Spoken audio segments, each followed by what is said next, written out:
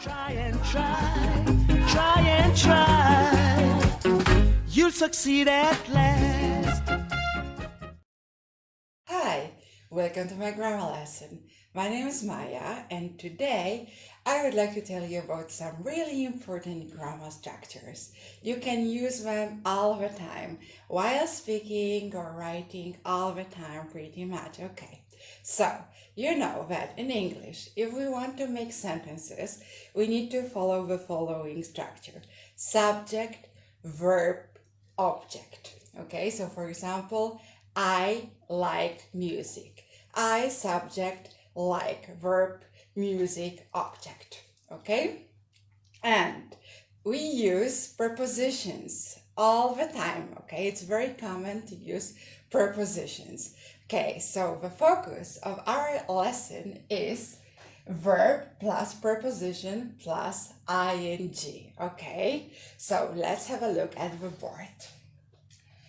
We talked about the problem. Okay, so as I told you, subject, verb, object, but what happens if we want to use a preposition? Okay, where do we put the preposition in our sentence?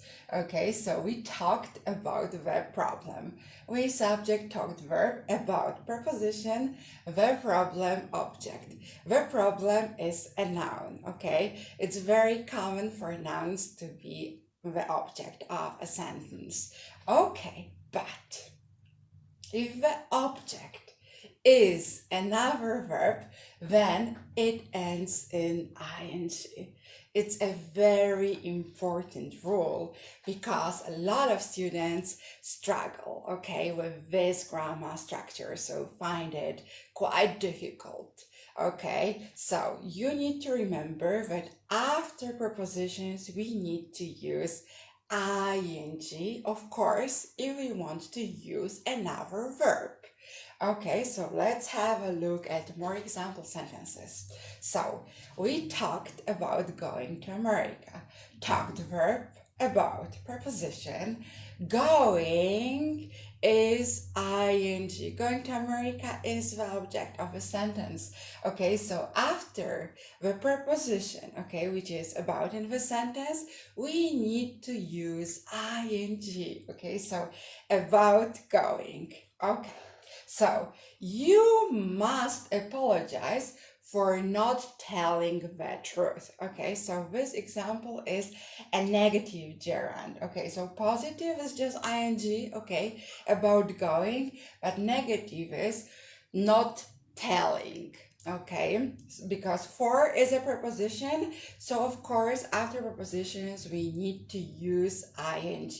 A lot of students make a common mistake and they would say something like, you must apologize for not tell the truth or for not to tell the truth, something like this.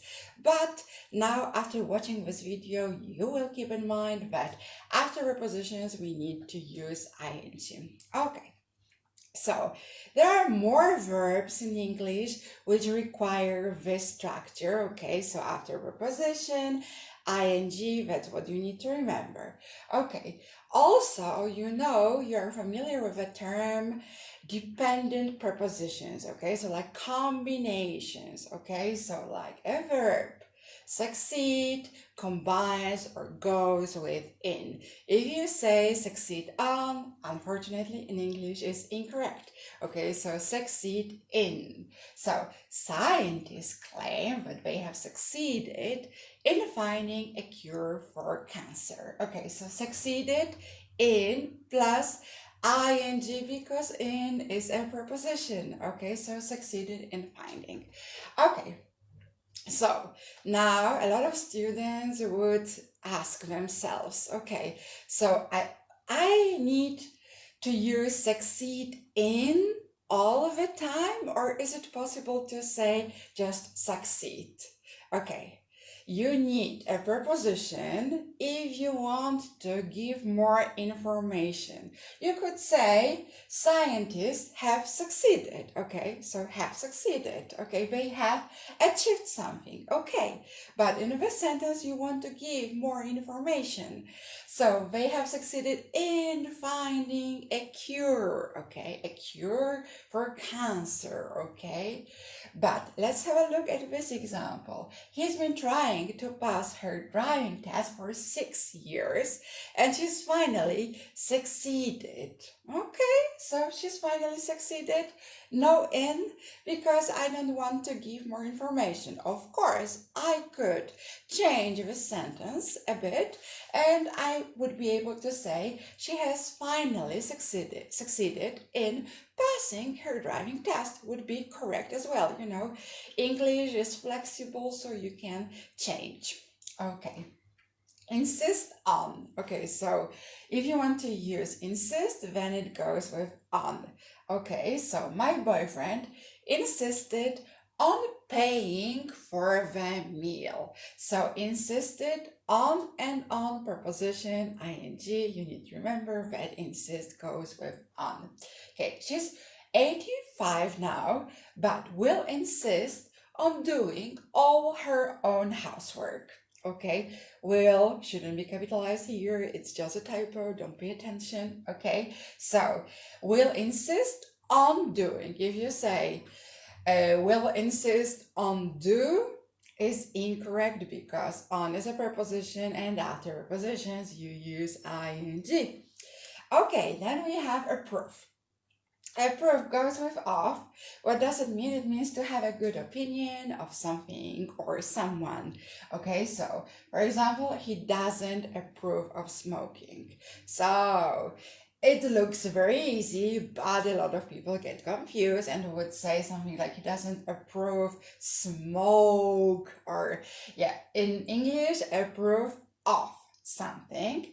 Okay, and of is also a preposition, so after of you need to use ing. So he doesn't approve of smoking. What about Chuck Norris? Do you think that he approves of smoking?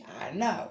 Okay, she doesn't approve of swearing. Neither do I, by the way. Okay, I don't approve of cosmetic surgery. Okay, that's pretty much a true sentence, so I think that cosmetic surgery is not necessary. Okay, but of course it's up to you. My parents approve of my boyfriend, another true sentence. Okay, they love him because he's a very nice guy. Okay, the best guy. Decide against. Okay, so he eventually decided against telling her. Against is also a preposition.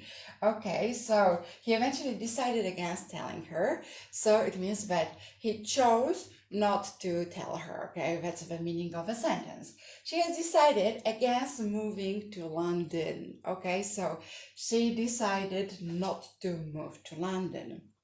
Okay, Holly was a strong candidate, but we ultimately decided against her for the job. So as I told you before, you don't necessarily need to use a verb. Okay, it could be a pronoun, it could be a noun as well. So like against her, her in this case is a pronoun. Okay, but you could also say, but we ultimately decided against hiring her or against giving her a job. Okay, so as I told you, English is very flexible. Okay, so now it's getting a bit more challenging, but you can do it. Okay, so we have verb plus object plus preposition plus ing object. Okay, so what's new? Object. So as you can see, it's possible to have two objects in one sentence. Okay, and some verbs require the structure. So for example, congratulate, congratulate on. So you congratulate somebody on doing something. Okay, so I congratulated Liz on getting a new job. So if you say I congratulated on getting Liz a new job, now it doesn't sound correct. First you need to say who. I congratulated who. Okay, I congratulated Liz. What on? On getting a new job.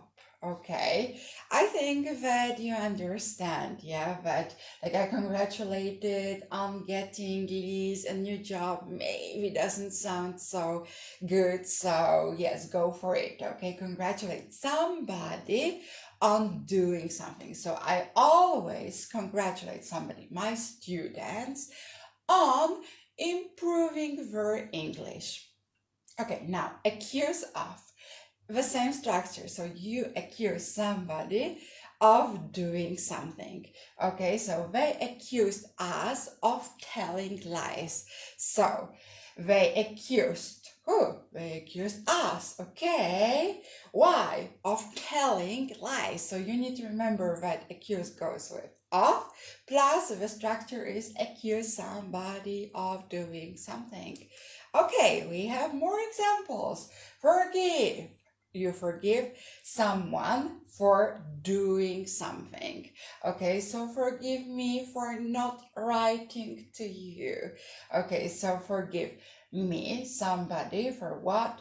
For not writing to you. Okay, not writing negative gerund. Okay, excuse for the same structure, excuse somebody for doing something. So excuse me for being so late. Excuse me for being so late. Okay. And we have more verbs like that. No examples, just like I've listed them. So suspect of, you suspect somebody of doing something. And prevent from, so you prevent somebody from doing something. Okay, so that's all for today. A very complex grammar lesson, but incredibly useful. Remember, after prepositions, we use ing with verbs. Okay, so good luck to you guys, and I hope to see you soon. If you like my video, please subscribe to my channel, and if you like the video, yes, this specific video, give it a thumbs up. Okay, see you soon. Bye. Give up.